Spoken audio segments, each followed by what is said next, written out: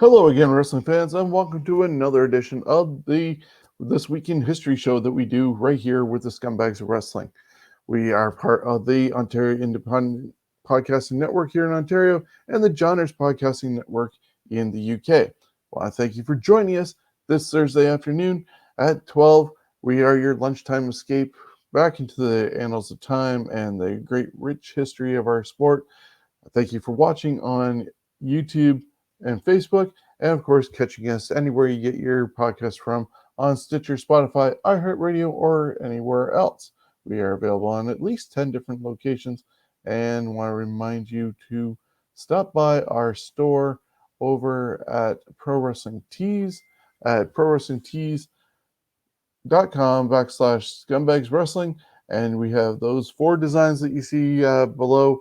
And one, obviously, every time you buy the Ontario Indie support t-shirt, you're supporting Steven's Wrestling Journey. So thank you for doing that. And we're raising funds and look for the hashtag Steven's Hearts for Chiari. And that will link you up with the Children's Sick Kids Hospital in Toronto. So I got a lot of that out of the way. We have a lot of history to look at, some Slammiversaries, a couple of King of the Rings, Great American Bashes, a lot of things going on. And the guy who puts this together in Niagara Falls is Jonesy. How are you? I'm doing fantastic. Yeah, so we're looking at the week of, June 18th to the 24th? Yes, we are. We look back at history, and you know what? I have an old Labyrinth movie poster here. Look at that bad boy. Ooh, pieces still as well. So yeah, if you're ready to go, we can start diving into. I am. I'm just going to switch you over to the other screen, and there we go. So June 18th, 53 years ago in Texas, Torrey Funk Jr. and Terry Funk defeated Carl and Kurt Von Bronner to win the NWA World Tag Team Championship. 26 years ago, WCW presented the Great American Bash from Dayton, Ohio. Some of the matches, we saw the Renegade defeat Arn Anderson to win the WCW World Television Champion. I'm telling you, way to go, Arn, taking that one for the team. Sting defeated Ming to win the vacant WCW United States Championship. And the main event saw Ric Flair defeating Macho Man Randy Savage. Yeah, Arn Anderson was definitely one of those unsung heroes. And I think we did do a Fantasy Warfare tournament one time. I'm not sure if it was the original format when we were doing it with Chris Maloney or when we were doing it. It was a TV title. And, of course, Arn Anderson came out on top of that tournament because of how much he gave back, but also represented that title so well. And it's great that he's working with AEW and Cody and helping the next generation. And his son, Brock Anderson, just started wrestling recently. It was teaming with Cody on the last edition of Dynamite this past Friday. Nice. A lot of sons of wrestlers coming up now. I've seen Rick Steiner's boy there. Wow, does he look like his father? Yeah, and he just got signed with WWE. Yes, he did. 16 years ago on Raw is War from Tampa, Florida, the man that was stalking The Undertaker's wife the last few weeks, well, it turned out to be DDP, Diamond Dallas Page. Oh, no. DDP had a different debut plan in mind. He wanted to do the Who's the Real People's Champion angle of The Rock, but we got stuck with Stalker DDP. Yeah, it just didn't make sense. I think if they wanted to do DDP and Undertaker, they could have found a different way of doing it, obviously, along the way. But yeah, I agree. His first feud, People's Champion versus People's Champion, would have been good. And they really never explained why he was stalking Sarah. Like, they didn't say him and Kimberly broke up or anything, which eventually they did break up. But that didn't explain anything of why he was going after Undertaker. I figured DDP was just trying to break into Undertaker's house to steal her diamonds. Maybe he was back on hard times, So, Al Canuck. So 17 years ago in Mexico City, Mexico, Dr. Wagner Jr. defeated Al Canuck to win the UWA World Heavyweight Championship. Dr. Wagner would be the last UWF champ as the belt was deactivated in 2011. Wagner held it for 2,667 days. And it's probably Al Canuck, not Canuck. Canuck. So Canuck. There you go. He's coming up later in the show too. Who, Canuck? Canuck. All right. All right. Now, once we connect the dots, 16 years ago, Ring of Honor presented Death Before Dishonor 3 from Morristown, New Jersey. The event was CM Punk's build final match with the company before heading to WWE. CM Punk defeated Austin Aries to win the ROH World Championship. After the match, Punk would get on the pipe bomb and blow some shit up. He'd signed the WWE contract on the ROH World title, ripped into ROH, told a story about a snake and an old man, and it is a great spot by CM Punk. Yeah, I actually watched some of that on Fight Network. He had signed with Ring of Honor months before, but they made a deal to let him finish out his time there and just run a storyline. It was pretty good to watch. Yep, it was. 15 years ago, TNA presented Slammiversary. From the Impact Zone, a debuting Jim Cornette would serve as TNA's on-screen authority figure. Some of the matches, AJ Styles and Christopher Daniels defeated America's Most Wanted, Chris Harris and James Storm, to win the NWA World Tag Team Championship.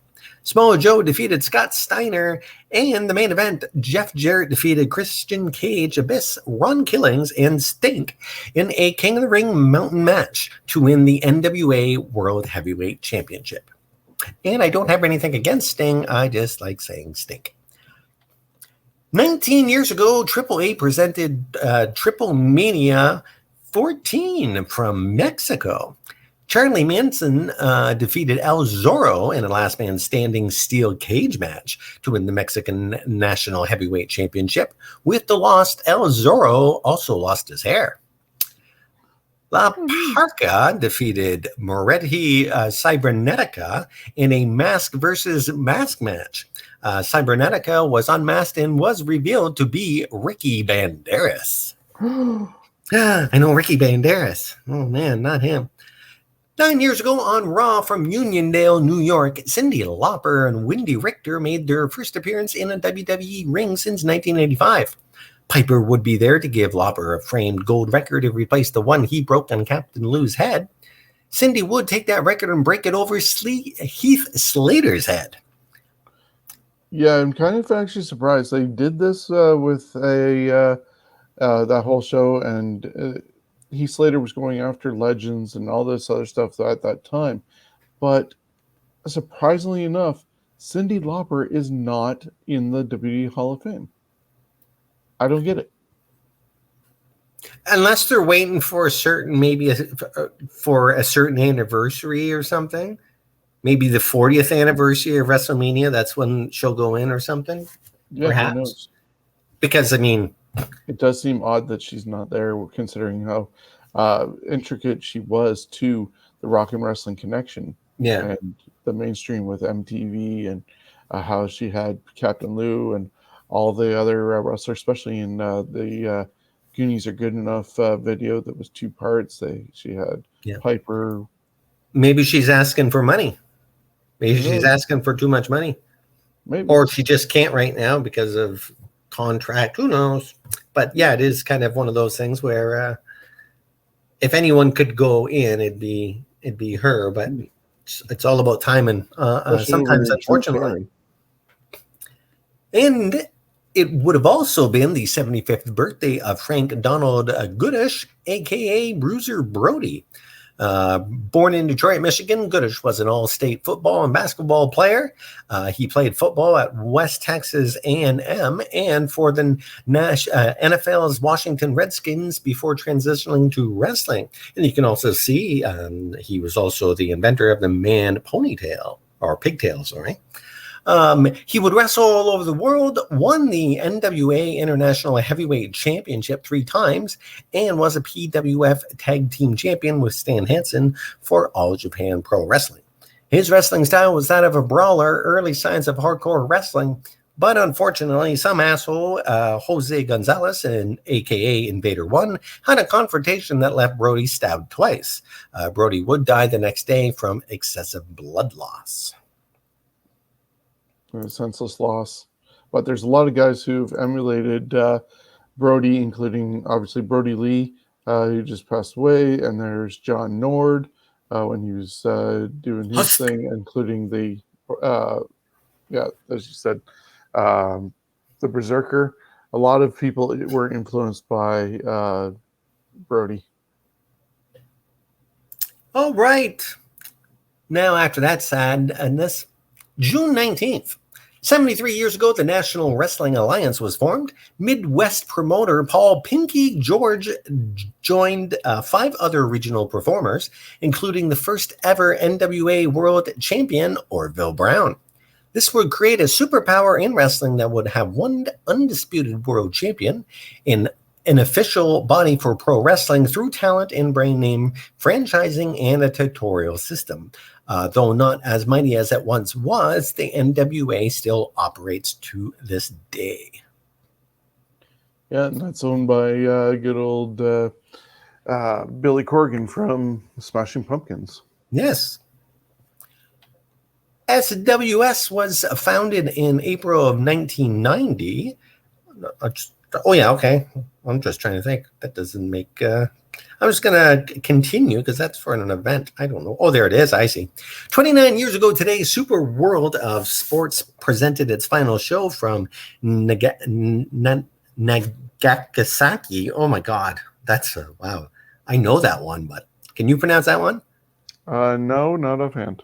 Okay. So Nagasaki, I think that's how you say it, Japan. SWS was founded in April 1990 by ex-All Japan Pro Wrestling star Generico Tenryu and eyeglass maker Magne Super. SWS would throw big money around at All Japan and New Japan talent. Had a working agreement with the WWF to produce super shows and trade talent. Hence, Tenryu and Kato? I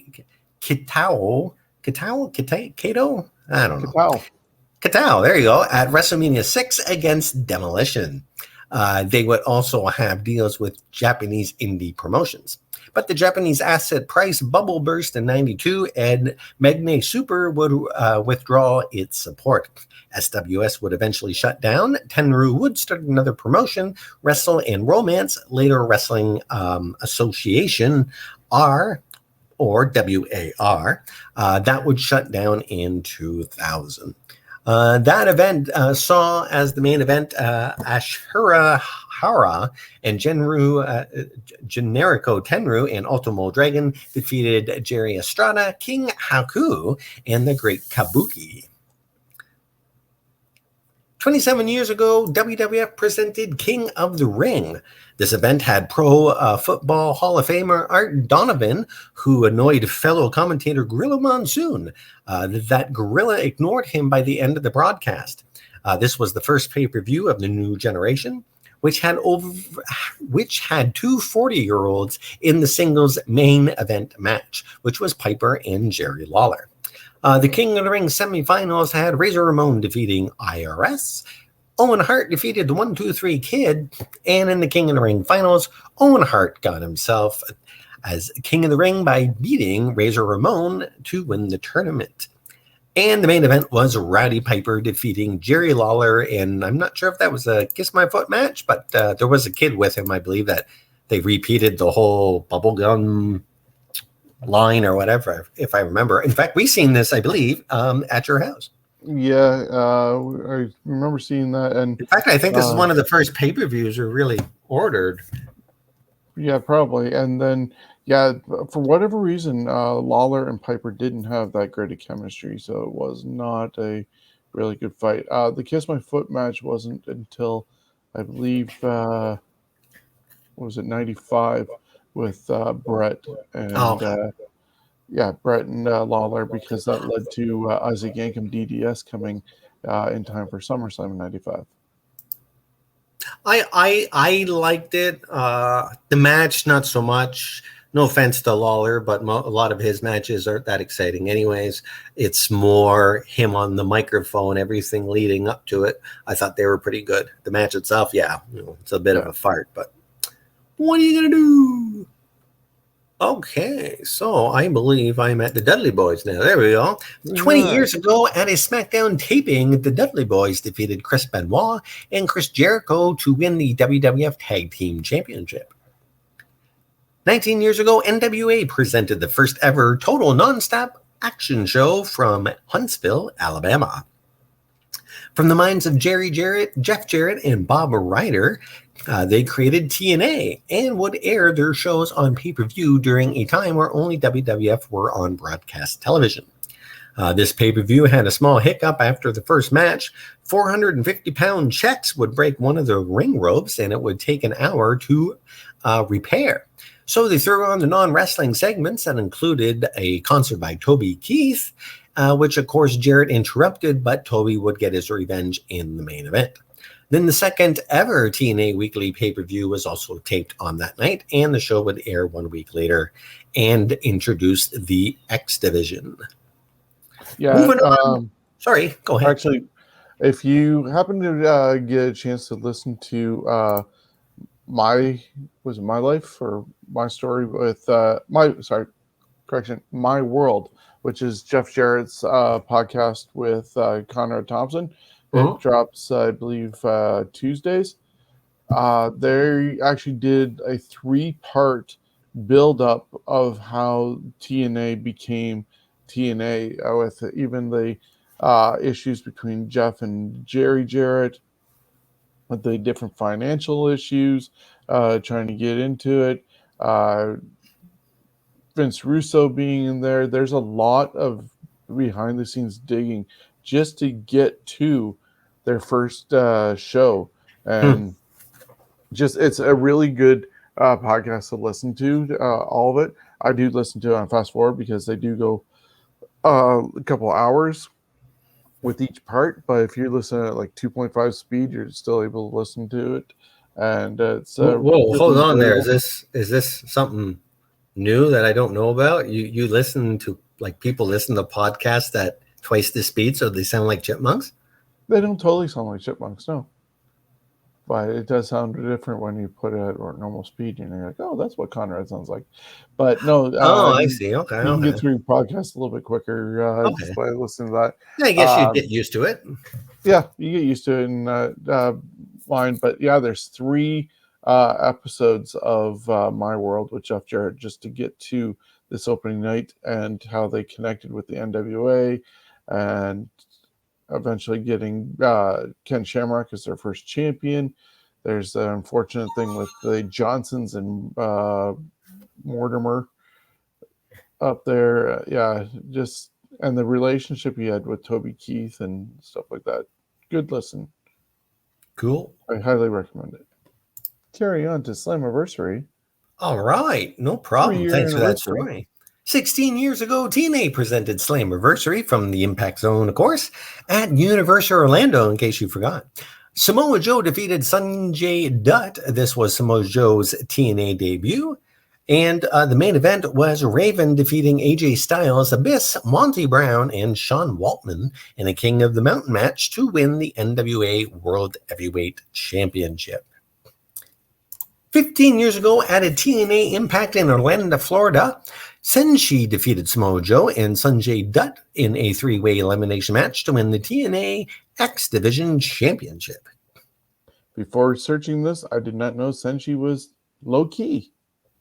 Oh, the guy who won season 2 of NXT. Cool.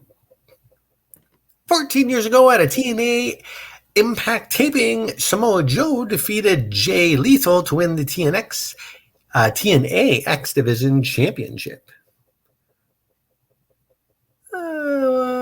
Yeah, there we go. 12 years ago, Candice Michelle and Sim Snuka are both released from WWE. Sim Snuka is the guy that missed catching Undertaker's dive at WrestleMania 25. What a douche.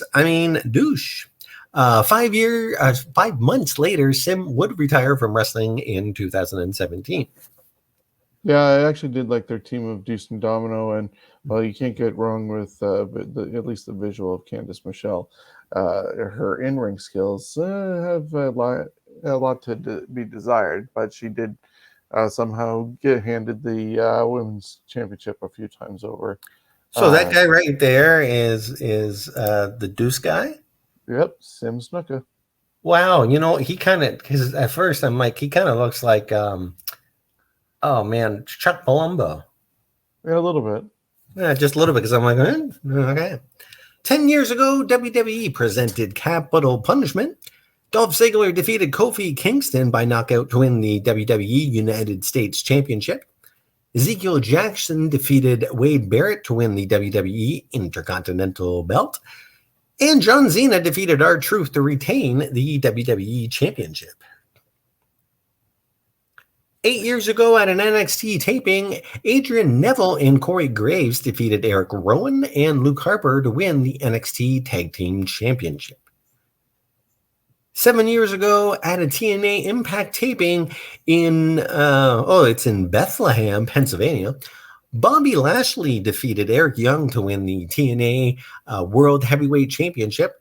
Young already defended the title earlier in the night, was beat down after the match until a returning Bobby Roode made the save. 6 years ago, Ring of Honor presented Best in the World 2015 from Terminal 5 in New York City.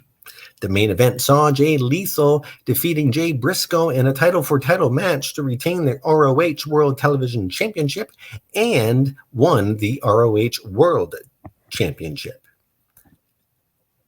5 years ago, WWE presented Money in the Bank from Las Vegas, Nevada. Dean Ambrose won the Money in the Bank ladder match. Seth Rollins defeated Roman Reigns to win the WWE World Heavyweight Championship. Post-match, Dean Ambrose cashed in his Money in the Bank briefcase and wins the world belt in just 8 seconds. Yeah, I've always liked a little bit of the Money in the Bank thing. It's kind of, with it being moved to June, has replaced the King of the Ring.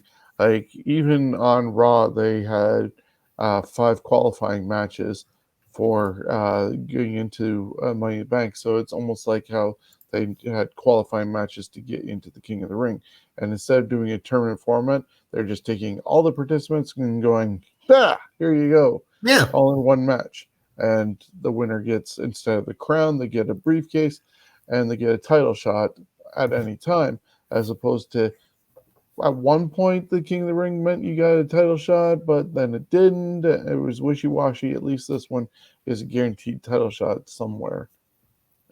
Yeah, like why don't they use a cage in one of these matches? Honestly, I just wonder, why don't they use a freaking cage in one of these for a Money in the Bank? Absolutely.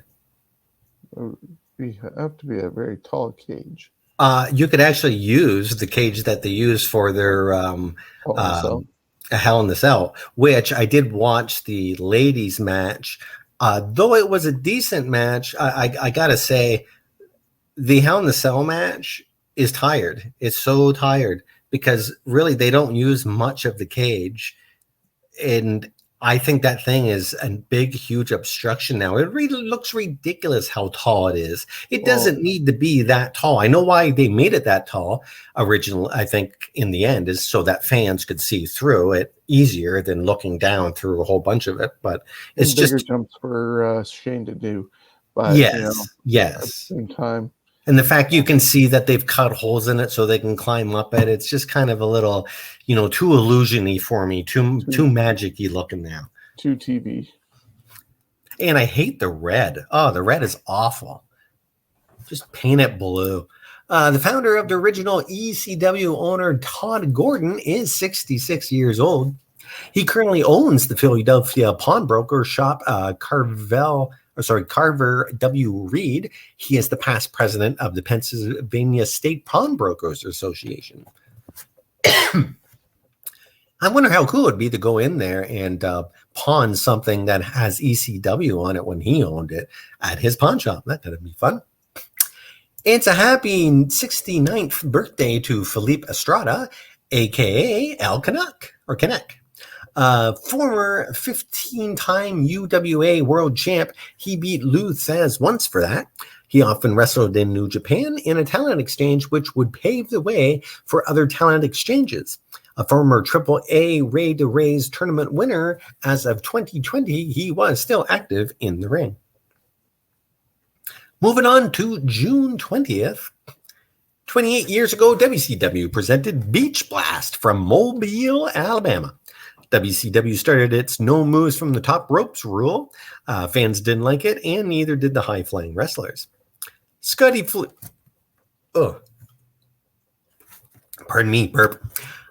Flamingo defeated Brian Pillman to win the WCW Light Heavyweight Championship. Missy Hyatt defeated Medusa in a bikini contest by using Jesse Ventura's scarves because she couldn't find her bikini. The Steiner brothers, Rick and Scott, fought the Miracle Violence Connection, Terry Gordy and Steve Williams, to a 30-minute time limit draw to retain the WCW World Tag Team belts. Yeah, I really like WCW's backdrops and everything. They always did a pretty good job on that stuff. Yeah, Bastard Beach wasn't bad, but yeah, with that Miracle Violent Connection, that going to 30-minute draw, that's one of those BS type deals where, just because you work in Japan doesn't mean you can't lose somewhere else. But a lot of guys like them, Vader and all them, did not want to lose when they were working for a North American company, feeling that it was going to devalue their worth in Japan. Yeah. I didn't think of that. 21 years ago, WWF taped the 100th episode of Saturday Night Heat from Memphis, Tennessee. After Heat was a taping of SmackDown, where Rikishi defeated Chris Benoit to win the WWF IC belt. And there he is. 17 years ago, AAA presented Triplemania 12 from Mexico. Mr. Aguilera pinned El Zorro to win the UWA World Lightweight Heavyweight Championship. Charlie Manson pinned Electroshock in a retirement match. After the match, Lady Apache, who was the wife of Electroshock, offered her hair up so her husband didn't have to retire. Manson agreed.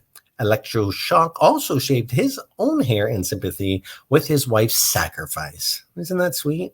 That's really sweet. That's so romantic. Yeah, I don't know if Macho Man would have ever done that for Elizabeth, or Elizabeth would have done that for Macho. I don't know. Anyways, La Parka defeated Cybernetico in a mask versus mask match. 16 years ago on Raw from Phoenix, Arizona, Carlito defeated Shelton Benjamin to win the WWE IC belt. And plus, it was the wedding of Edge and Lito, which, of course, went sour when Kane tombstoned the priest. And came through the ring. The reaction from the priest is amazing if you go back and watch that. And, of course, Lita's dress. Yeah. It didn't really have much to it for a wedding dress. There was more material, I think, in her veil than in the wedding dress, because even the neckline went well below her navel line. Yeah. I think that if I was the designer, I would have rather seen the big cut in the back of the dress where you could see her, of course, her thong. I thought that would have been little, sure, I love boobs. I'm a boob man, but you've seen her boobs more than enough, and it's wedding. Like, come on. I'm glad that wedding didn't happen. 11 years ago, WWE presented Fatal 4-Way. The show ended a half hour earlier, angering some fans. Alicia Fox defeated Eve, Gail Kim, and Maurice in a fatal four-way match to win the WWE Divas Championship. Rey Mysterio defeated Jack Swagger, Big Show, and CM Punk in a fatal four-way match to win the World Heavyweight Championship. And Sheamus defeated John Cena, Edge, and Randy Orton in a fatal four-way match to win the WWE Championship. Personally, I wouldn't be really that mad if the event ends a little earlier than you expect, as long as it's a good show. Was that a good show? It wasn't bad. Just, I don't know if every match needed to be fatal four ways, but at the same time, we're getting, as you mentioned just a little bit ago, watching Hell in a Cell the other night, getting two Hell in a Cell matches. You had one on SmackDown, there's one on Raw. Like, they're just overusing it, and when you get Elimination Chamber, there's two of them. When you get Money in the Bank, there's two of them. Yeah. I think certain matches, maybe Elimination Chamber and Money in the Bank, need to be tentpole things, but things like Fatal Four Ways not put into their own pay-per-view, and definitely not Hell in a Cell, because it took away from the specialness of this should be for a feud climax. Well, which would you rather see? A cage match or a Hell in a Cell match? Personally, I'd rather see a cage match. They're not much different anymore. Yeah. Let's see. And I think with the cage match, you can do more, really, when you, as far as making more sense. Where the Hell in the Cell, there's only so many times you can send the guys up to the roof. I mean, yeah. So moving on, I believe 10 years ago. Sorry, Kelly. I'm done that, right? We're on Raw now. So 10 years ago on Raw from Baltimore, Maryland, Kelly defeated Brie Bella to win the WWE Divas Championship. On the same show, CM Punk, who had just won a number one contender match moments before, announces that his contract with WWE ends at the Money in the Bank pay-per-view next month, and he intends to leave as WWE champion. 8 years ago at an Impact taping, Suicide defeated Chris Sabin and Kenny King in a three-way match to win the TNA X Division Championship. Later in the night for Impact taping number 2, Suicide revealed himself to be Austin Aries. He would cash in his new title for a shot at the belt at Destination X. That's a really good mask. I like that. 7 years ago at an Impact taping, Gail Kim defeated Angelina Love to win the TNA Knockouts Championship. It's a happy 35th birthday for Jessica Cricks, a.k.a. former TNA Knockouts champion and a WSU Women Superstar Uncensored Triple Crown champion, Jessica Havoc. Oh my, I just looked at that picture. A lot of stuff going on there. She also competed for Combat Zone Wrestling, Shine Wrestling, Shimmer, and Full Pack Impact Pro. Cricks made headlines in June of 2015 when some viewed as a racist tweet surfaced during her WWE tryout. Cricks has apologized. Cricks has appeared for ROH and Japanese Yoshi promotion, World Wonder Ring Stardom. Their names down there are hilarious. It's a happy 43rd to Quentin Rampage Jackson. Though he's often known as Quentin Rampage Jackson, Rampage would do a crossover promotion event with TNA and Bellator in 2013. It's a happy 64th birthday for James Ware, a.k.a. Coco Beware. Did you know he is the first in the WWF to be perfect plexed, tombstoned by Taker, and first Raw match losing to Yoko? Kind of a fun hat trick there for him. And in April of 2009, Coco was inducted into the WWE Hall of Fame by the Honky Tonk Man. And he got the lead track on the Pile Driver Wrestling 2 album. Yes. Yes, he did. All right, so June 21st, and there is the American Dream.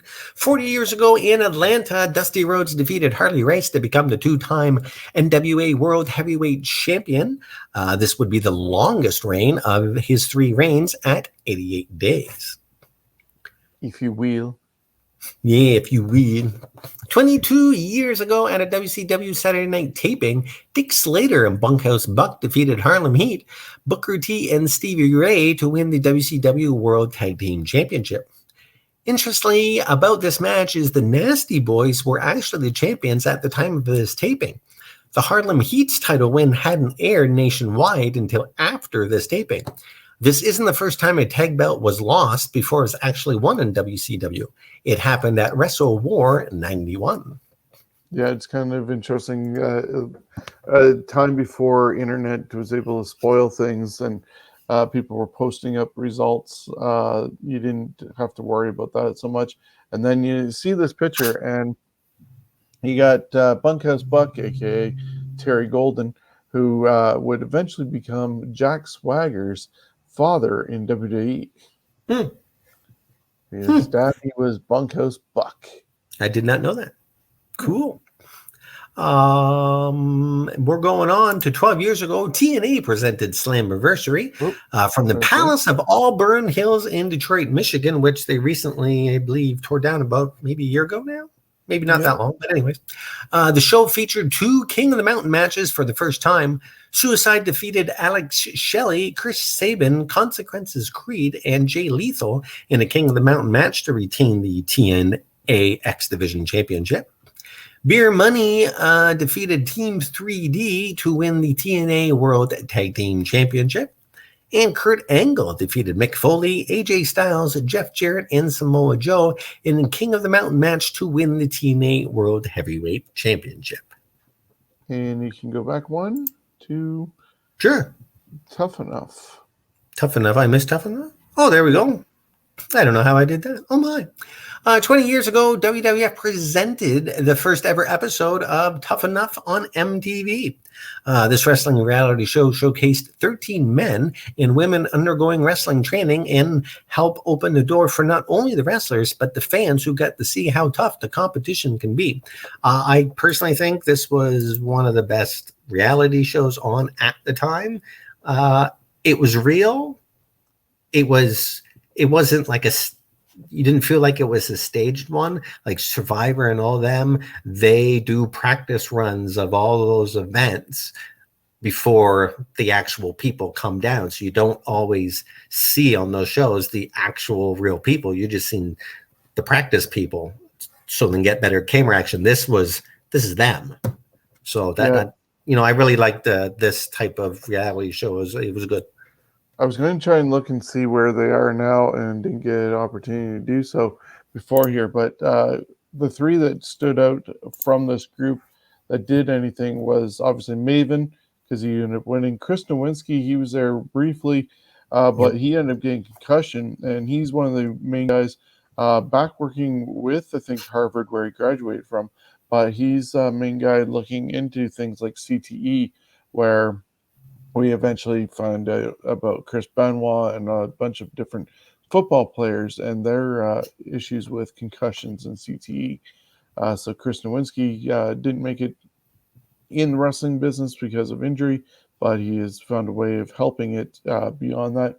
And of course, down in the bottom, in the orange shirt with the white sleeves, is Josh Matthews, who didn't really make it in the wrestling world as a wrestler, but did transition really well into being a commentator, and he's the lead guy, basically the Michael Cole of Impact Wrestling. Yeah, I do enjoy his commentating. And he married one of the beautiful people. What's her name? Well, I'm drawing a blank. But him and his wife were actually doing commentating for Impact together for a little while. Cool.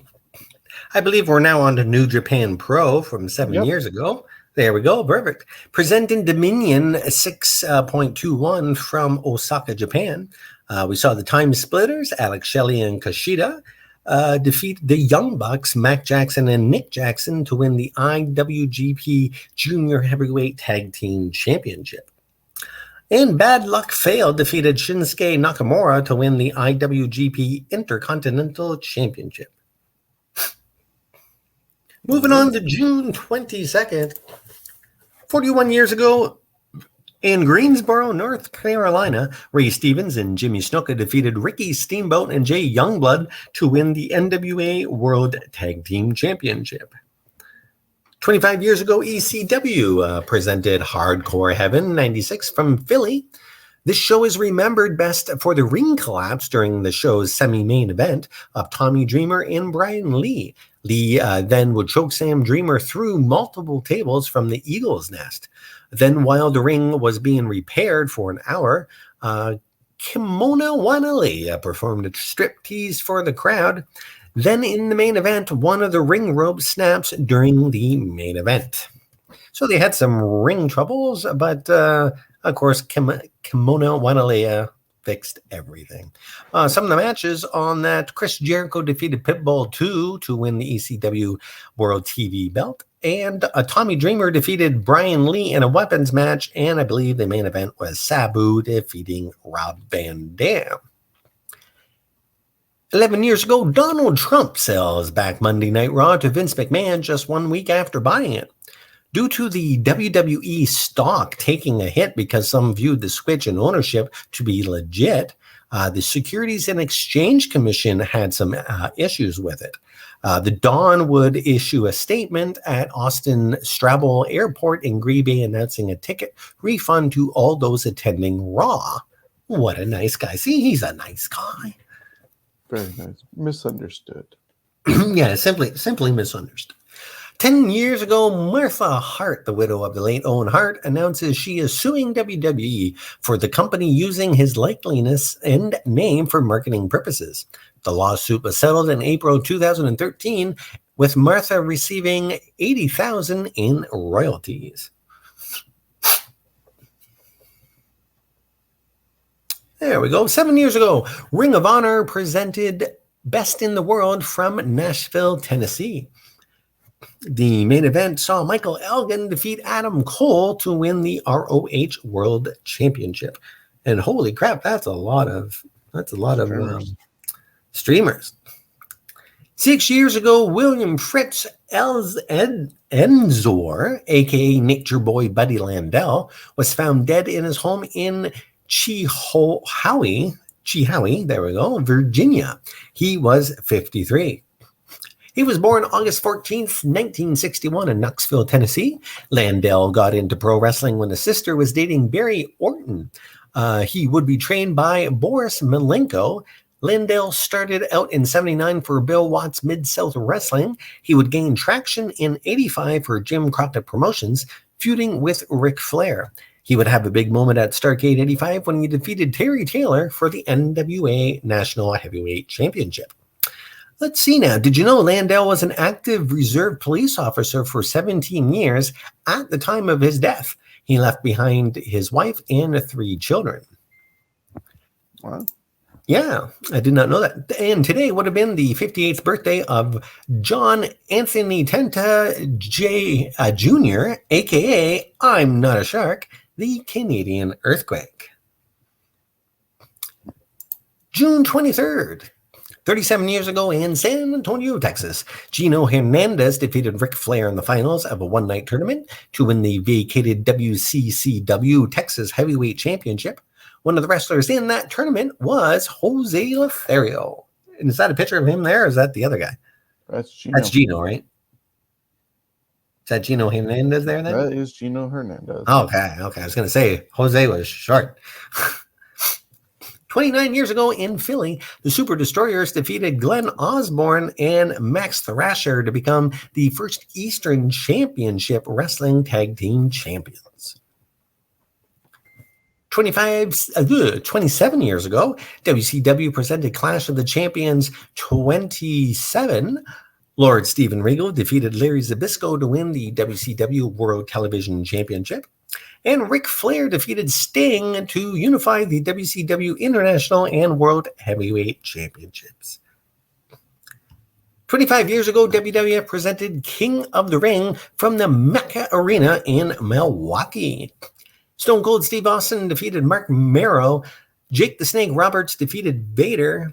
In the King of the Ring final, it saw Stone Cold Steve Austin defeat Jake the Snake Roberts to win the King of the Ring tournament. He would go on to give the 316 speech that would cement his place in history. We saw Ahmed Johnson defeat Goldust to win the WWF IC Championship, and Shawn Michaels defeated the British Bulldog to retain the WWF Championship. Of course, I didn't say everything that was going on at the time. If Shawn, you'd like to add a little bit about his upper lip problem that night? Yeah, I was going to mention about that because Grill and JR actually just did the 25th anniversary look back at this event, and apparently Mark Merrow and Steve Austin, or at least Steve Austin didn't like to wrestle Mark Merrow. Probably some stuff from back in the day with WCW when it was Stunning Steve and Johnny B. Bad, potentially. But yeah, they didn't really like each other. They didn't gel well. And then unfortunately, Steve got his lip kicked in when Johnny B. Bad, or sorry, Mark Merrow went for a sort of a reverse Hurricanrana-ish move, and they had to get him to the hospital, stitched up, and get back. And thankfully, it was just across the street. But in that time, Jake did his match, and JR didn't understand why Jake won by disqualification because it really didn't send Austin into a match against somebody who was red hot to go after. But when he did return, Doc Hendricks or Michael Hayes had just given Steve the words on the line that, Jake had cut a religious type promo before the match. And Steve was not scripted or anything. And when he ended up winning, which this was actually supposed to be the year that Triple H won, but the curtain call ended that, and so they instantly pivoted to Steve. And so Steve won, got up to the platform, and Doc Hendricks called him the fourth prestigious King of the Ring, Steve Austin, with an incredible victory. Steve just went off and said, the first thing I want to be done is get that piece of crap out of my ring. Don't just get him out of that ring, get him out of the WWF, because I've proven, son, without a shadow of a doubt, you ain't got what it takes anymore. You sit there and you thump your Bible, you say your prayers, you didn't get you anywhere. Talk about your Psalms, talk about John 3:16. Austin 3:16 says, I just whooped your ass. And Hendricks was just like, whoa, come on, that's not necessary. And Austin replied by saying, all he's got to do is buy him a cheap bottle of Thunderbird and try to dig back to that courage he had in his prime. As the king of the ring, I'm serving notice on every one of the WWE superstars. I don't give a damn where what they are, where they are on the list, and that's Stone Cold's list. I'm fixing to start running through all of them. As far as this championship match is considered, which was coming up afterwards, he didn't care who won, whether it was Davey Boy Smith or Shawn Michaels. Steve Austin's time has come, and when he gets that shot, you're looking at the next WWF champion, and that's bottom line, because Stone Cold said so. And so that started the Austin 316 t-shirt posters the next night on Raw started appearing. So then they started quickly putting out the Austin 316 shirts, but he also coined the because Stone Cold said so, all in one speech, because Michael Hayes said Jake Roberts ended up cutting a religious promo.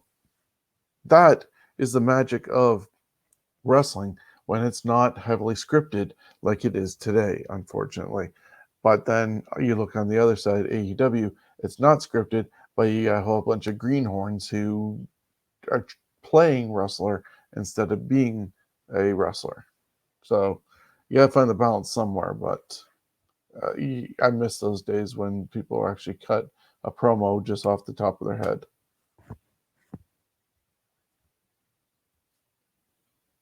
You're muted.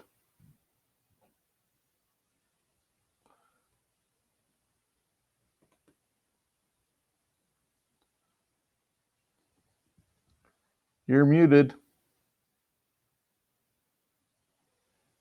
I'm sorry, I didn't even That's okay. know that. We didn't hear anything after the King of the Ring. Awesome.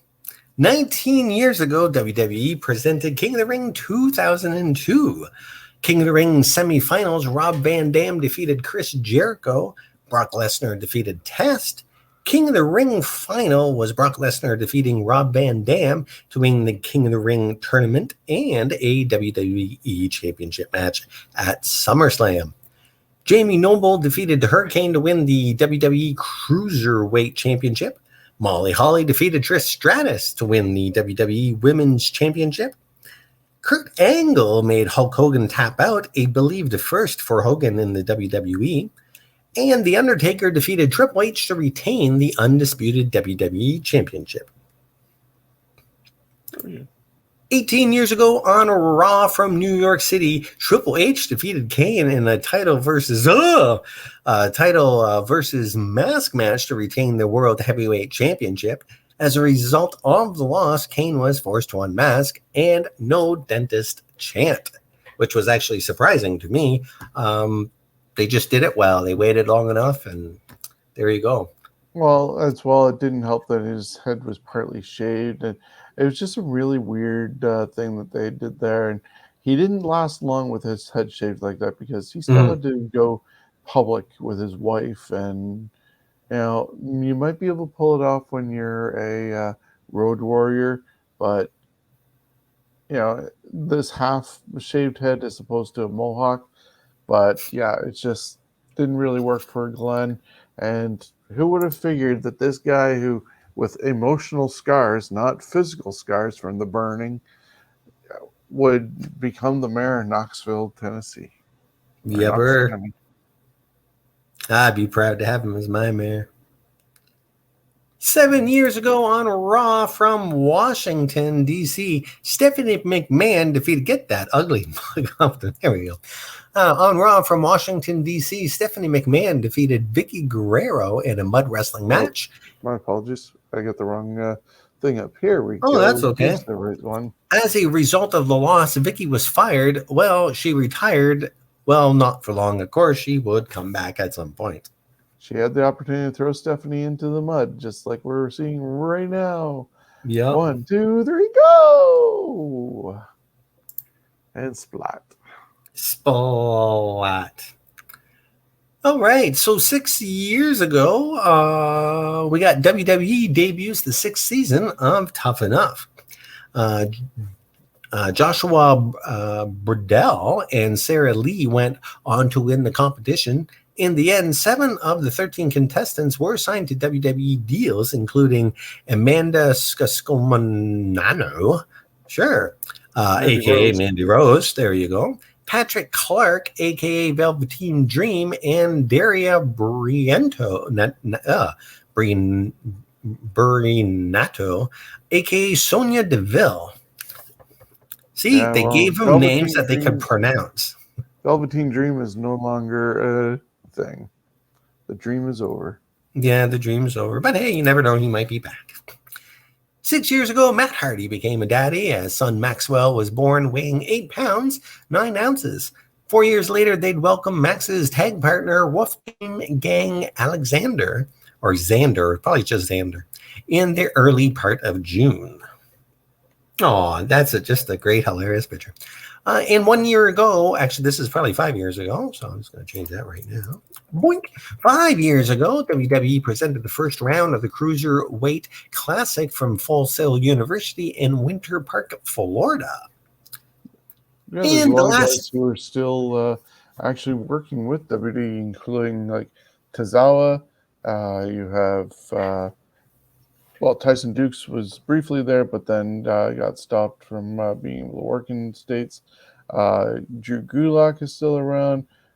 Both Lucha House Party members are there. You got Rich Swann had been a part of it. He's over in Impact. Johnny Gargano is still there. So is Tommaso Ciampa. There's so many guys that are still around. The Bollywood Boys, even though they are listed on this map from being from India, they're actually from Vancouver. Davari's there. Yeah, there's a handful of the guys that were still able to be there. Alexander's there still. So yeah, and Yeah, it did spawn off into 205 Live. cool.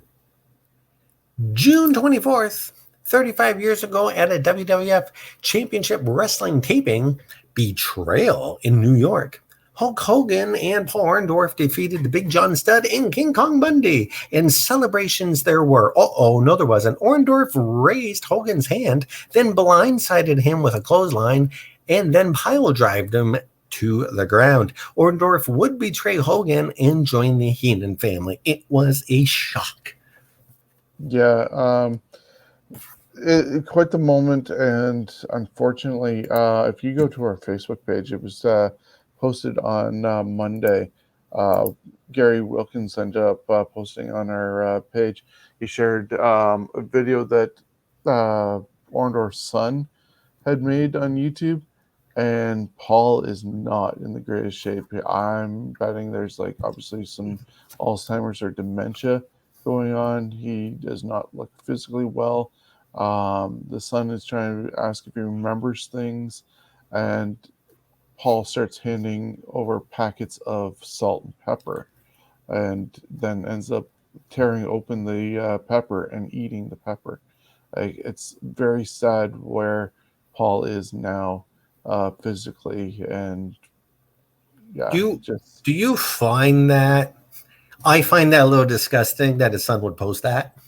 exactly. Like, I felt bad that this was on there like that. Like, I'm It's sorry, son should wow. punch him in the face. Like, Yeah, I didn't mind it up until maybe the point where he started eating the pepper. I was just like, maybe we should be stopping this. Thankfully, it ended, but I was just like, I was ready to honestly stop watching, because it's one thing to show how he's doing at that point, but to go to that extent, I didn't like it. Moving on. yes, moving on. 26 years ago in Philly, the second WWE Hall of Fame class is inducted. The 1995 class inducted the Fabulous Moolah, the Grand Wizard, Ernie Ladd, Pedro Morales, Ivan Putski, Antonio Roca, and George the Animal Steele. Pedro Morales is one of the only living persons to miss a WWE Hall of Fame introduction. Pedro was working for WCW at the time as a Spanish announcer. I think that's probably why Savio Vega is there with the plaque. Oh, okay, that would explain, yeah. 25 years ago at a Monday Night Raw taping, The Ultimate Warrior defeated Owen Hart by DQ. This would be the last match for the Warrior in WWF, as he was fired shortly after. Some say it was because he skipped some house shows to grieve for the father he wasn't so happy with, or over merchandise rights. Warrior would be replaced by Psycho Sid at In Your House 9. Yeah, 96 was just a really bad time for Warrior to be there. He wanted so many things, unfortunately, with his outside licensing and trying to get more money. And I remember, what is it? It's either JR or Cornette who talk about the fact that when they met up with Warrior at the time, he was swearing like he just came off a sailboat, and right in front of Linda McMahon. And they were not too pleased with that, because it's like, Linda's here. Why do you have to act like that? Even though he was a favorite of the McMahon family, and treated above in certain ways above some of the talent, and had special relationships with them. But I don't know, kind of, I agree, a little bit classless to be just swearing up a storm with Linda there. If she's doing it, fine, maybe, but it just didn't seem right. And I can see where, if it was Cornette or Ross or both of them, not happy with that, the whole thing. And then he was just holding them up for money, and yeah, just a really wonky situation, because he did use his dad as an excuse, but he hadn't had any contact with his dad in years, and considered Vince more of a father figure than his own dad. But when it came to holding people up for money, everything was fair game, I guess. Yep, as he is correct. No, he's not. 25 years ago on Nitro, Harlem Heat, Booker T and Stevie Ray defeated Lex Luger and Sting and the Steiner Brothers in a three-team match to win the WCW World Tag Team Championship. 20 years ago, WWF presented King of the Ring 2001. Oh, this is going to hurt. Oh, no, that one didn't work. King of the Ring semifinals. Kurt Angle defeated Christian. Edge defeated Rhino. And in the King of the Ring final, Edge defeated Kurt Angle to win the King of the Ring tournament. Yeah, sorry, just to interrupt. It was kind of Sure. weird that Angle ended up wrestling 3 times that night. Once against Edge and Christian in the tournament, and then also this one that we're seeing with Shane. And he was actually knocked loopy from Christian earlier in the evening, and they were still doing this.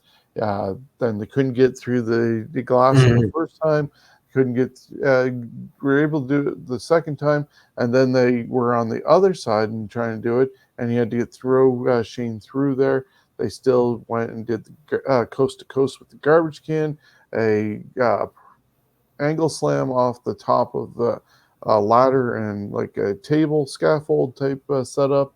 It was just kind of crazy. And at one point, I believe Bruce Pritchard was talking about the fact that they were going to try and stop this match because of everything was going on. Vince was almost about to interfere and stop it, and also Bruce was going to get involved too, but they ended up finishing it miraculously enough. Yeah, that's an amazing match to watch. Kurt Angle, of course, defeated Shane McMahon in one hell of a street fight, as you've seen some of it there. Stone Cold Steve Austin defeated Chris Jericho and Chris Benoit in a triple threat match to retain the WWF Championship. And after the match, Booker T would make his WWF debut by attacking Stone Cold and putting him through the Spanish announce table. This would aggravate an already neck and back issues for Stone Cold. Can you dig it? Sucker! 19 years ago, Bret Hart suffers a stroke and fell off his bicycle. Hart would lose feeling in his left side, would have to relearn how to walk and talk. He would make a full recovery and even got back into the ring in limited capacity in 2010. Yeah, that whole thing with Bret is kind of just really weird. Everything involving from the screw job and all that, because you get the screw job and he totally hates on Vince. Owen dies and they're talking. Vince and him talk privately. Then after the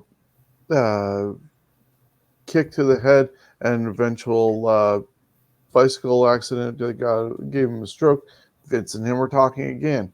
Yet he has all this hate for Vince because of the screw job, and yeah, it's kind of just fishy on that one. It's good though that at least Vince and Bret were able to move forward, whether you believe the screw job being a work or legit, but they're at least in a good place as of 2021. You know what? I think that that happens in work. He got screwed, but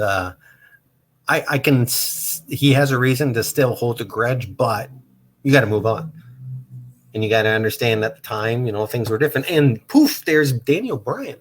20 years ago in Philly, American Dragon Bryan Danielson defeated Austin Aries, Colt Cabana, Homicide, and Mark Briscoe and Samoa Joe in a 6-man elimination match to win the ROH Survival of the Fittest tournament. 14 years ago, WWE presented Vengeance Night of Champions. Only two championships changed hands as Johnny Nitro defeated CM Punk for the Bobby Lashley vacated ECW championship belt, and Candice Michelle defeated Melina to become the new WWE Women's Champion. Deuce and Domino defeated Sergeant Slaughter and Jimmy Snuka to retain the WWE Tag Team Championship. This show is remembered by the no-show of Chris Benoit, which would turn out to be a terrible day, as Benoit was discovered dead along with his wife and child in a suicide homicide. Yeah, very weird situation. 13 years ago, at a TNA Impact taping, Taylor Wilde defeated Awesome Kong to win the $25,000 and TNA Knockouts Championship. Yeah, 9 years ago. Sorry, go ahead. Yeah, sorry. Canada's own Taylor Wilde. She did leave wrestling for a while, and she was doing firefighting. And I think just recently, she has her own podcast. Shocking, because everybody seems to have one. And also returned to Impact Wrestling. Oh, wow. Got a nice necklace there. 9 years ago, Ring of Honor presented Best in the World 2012 Hostage Crisis.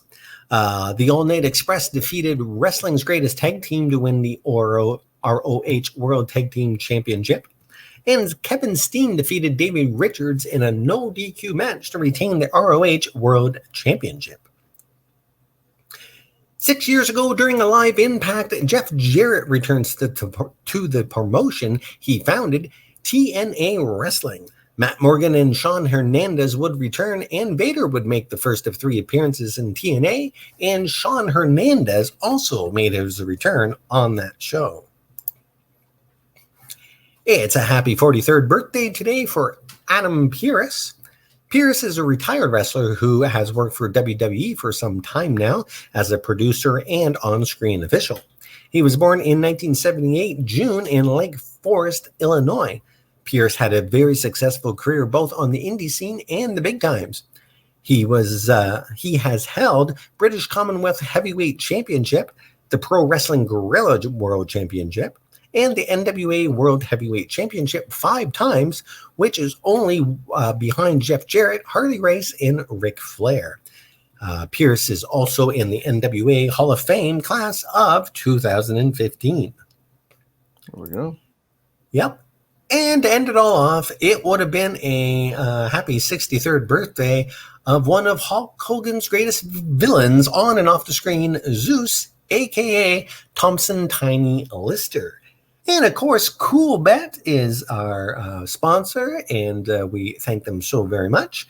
And, as always, this week in wrestling history is compiled from the vast land of Google, Wikipedia, cage-side seats, and, most importantly, from fans and journalists that had front row seats to history.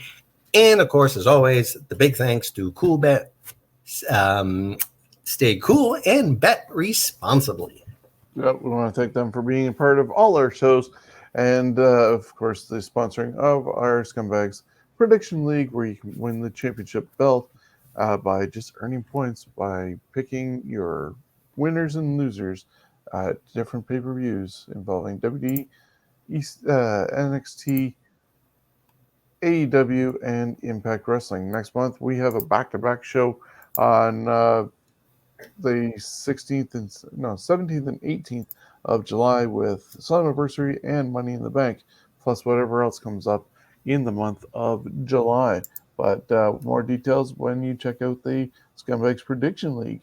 I want to thank you, Chris, for putting this all together and filling our... Give you the Larry Zbyszko? Wait a minute. Now you can see it, kind of. Yeah, so thank you very much, and we will see you next time for the Scumbags Wrestling podcast, and we'll be returning very shortly with more Fantasy Warfare tournaments once schedules get cleared up. So thank you, and have a good one. If you want a variety of wrestling news and history, look no further than the Scumbags Wrestling family of shows. On Wednesday nights at 6 p.m., join Shawn, Steven, and Jonesy as we look for the best of the best and break it all down in a unique tournament format on Fantasy Warfare Tournament. Then, Thursdays at noon, take a look back at the rich history of our great sport with This Week in History. Relive title changes, births, deaths, and some of the best events of all time. Finally, join us for the latest in wrestling news, show results, and predictions Thursday nights at 8 p.m. for the Scumbags Wrestling Podcast. The Scumbags Wrestling can be found on Facebook, Twitter, Twitch, YouTube, and Instagram, along with our audio versions on Stitcher, Spotify, iHeartRadio, or anywhere else you get your podcasts from. We're a proud part of the Ontario Indie Wrestling Podcast Network and the Johners Podcast Network.